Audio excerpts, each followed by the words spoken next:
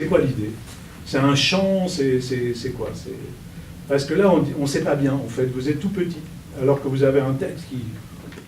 Dire plutôt que lire, c'est l'objet de ces 2 jours de formation qui se déroulent à la Minoterie dans le cadre du pôle de ressources en éducation artistique et culturelle qui est piloté par le théâtre Dijon-Bourgogne. Ce Préac Théâtre Bourgogne-Franche-Comté est coordonné en collaboration avec la Minoterie, justement, dirigée par Christian Duchange, qui est également metteur en scène de la compagnie L'Artifice et intervenant sur ce stage.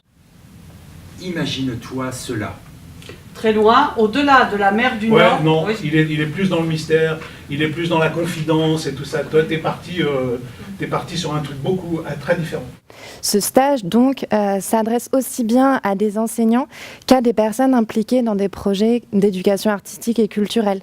On a par exemple eu des ASEM, une comédienne et des médiateurs culturels. Ils proposent de s'exercer à la lecture à voix haute, seul ou à plusieurs, de manière théâtralisée ou expressive, de textes issus de la littérature contemporaine pour la jeunesse. L'enjeu pour les participants au terme de ces 2 jours de formation, c'est de prendre conscience des multiples intérêts, qu'ils soient artistiques ou pédagogiques, de la mise en voix et d'être capable par la suite de reproduire ces exercices avec des enfants ou des jeunes. J'ai demandé un congé et j'ai pris le train. Puis, j'ai pris un car, puisque le train, maintenant, ne va pas jusqu'au village. Alors, peut-être à une note vraiment encore différente, parce qu'on va rester, sinon, on va rester dans la même note, hein, et on va avoir l'impression que vous chantez et pas que vous racontez. C'est tout le problème de la note, c'est si on n'en change pas, on a l'impression que le comédien, il n'a qu'une note dans sa tête. Il y a 2-3 choses simples qui sont d'évidence pour tout le monde, mais qui ne sont pas faciles à faire quand on est le texte à la main et qu'on veut s'adresser à un public. C'est évidemment, on a fait tout un travail sur l'adresse, sur le regard, sur la manière dont on transmet, d'où le titre du stage aussi, dont on dit le texte plutôt qu'on le lit, même si on n'a rien appris par cœur et que notre partition, si j'ose l'appeler comme ça, est sous nos yeux quand on s'adresse au public. Il n'empêche qu'il faut la transmettre et le regard y est pour beaucoup. Donc on a travaillé évidemment beaucoup autour de cette question de l'adresse à l'autre, de perdre sa gêne quand on parle au public et d'être dans un aller-retour fréquent avec le texte pour jamais perdre le fil aussi de l'écriture qu'on a à défendre ou l'histoire qu'on a à raconter. Je vous propose juste un truc, c'est chaque fois que vous prenez la parole pour la première fois, c'est de venir vous joindre au groupe et de faire plus, vous partez comme ça, mais petit à petit vous ne faites qu'une aussi en vous rapprochant les unes des autres. Quand il a appelé, ça faisait 26 ans qu'on était brouillés, ma mère et moi.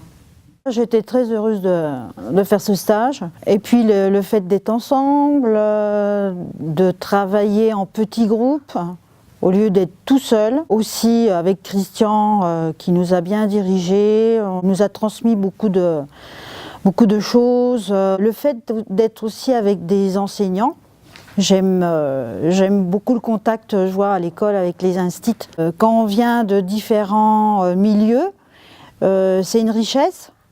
Donc ça, j'étais aussi attirée pour ça. Je trouve que les enfants ont du mal à vouloir lire. Il faut trouver une motivation.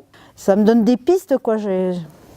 Ça donne beaucoup d'idées, quoi. Il m'aidera à porter le blé au moulin? Pas moi, dit le chien. Pas moi, dit le chat. Oh, moi, dit le canard.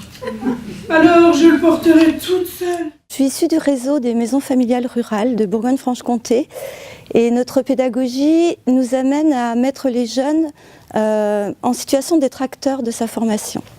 Et pendant ces 2 jours, nous avons été acteurs de notre formation, acteurs de ce stage, avec toujours des encouragements, des conseils, l'obligation de faire attention au groupe, de faire attention à l'autre, sont des valeurs auxquelles on croit fortement.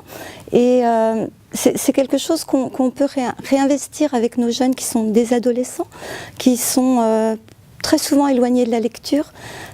Et c'est une autre manière de les amener à la lecture en la rendant plus vivante, en la rendant plus collective et non plus forcément individuelle, et en lui donnant du corps à travers les cœurs, etc.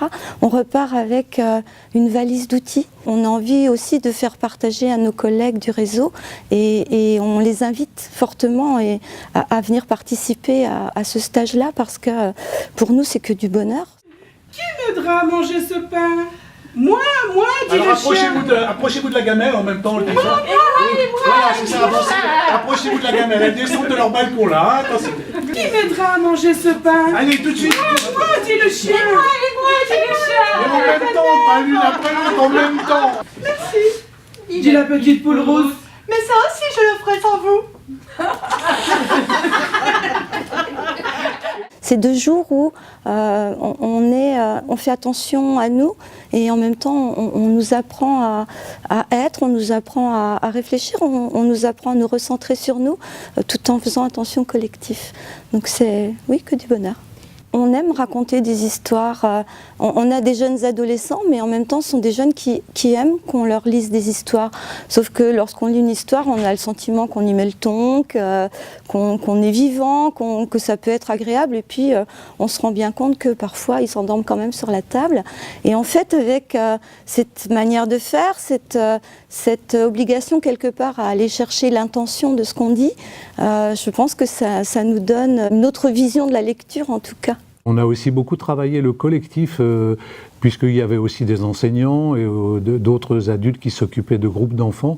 C'est toujours intéressant aussi d'avoir des techniques pour lire à plusieurs, y compris même si c'est un seul personnage qui parle. On s'est intéressé à la lecture chorale, c'est-à-dire comment on peut s'emparer à 4, à 5 d'un même texte pour faire aussi que plusieurs jeunes ou élèves participent à la lecture sans être tout seul en scène et regardé par l'ensemble des autres, quoi. Voilà, donc la choralité, l'adresse au public et l'intention aussi. Le lecteur est souvent quelqu'un qui n'est pas neutre, qui souvent nous transmet un texte en ayant un point de vue, et on a aussi beaucoup travaillé sur la culture du point de vue du lecteur. Qu'est-ce que c'est que l'intention de celui qui lit? Qu'est-ce qu'il veut nous dire à travers l'histoire qu'il raconte? Et quelle est sa place de lecteur? Il n'est pas neutre, même si le lecteur n'est pas comédien. Il existe derrière le texte qu'il est en train de lire, et comment faire exister le texte et comment faire exister le lecteur aussi. C'était une de nos préoccupations. 1, 2, 3, 4. C'est beau. Beau. Beau n'est pas le mot. C'est encore plus beau quand on écoute.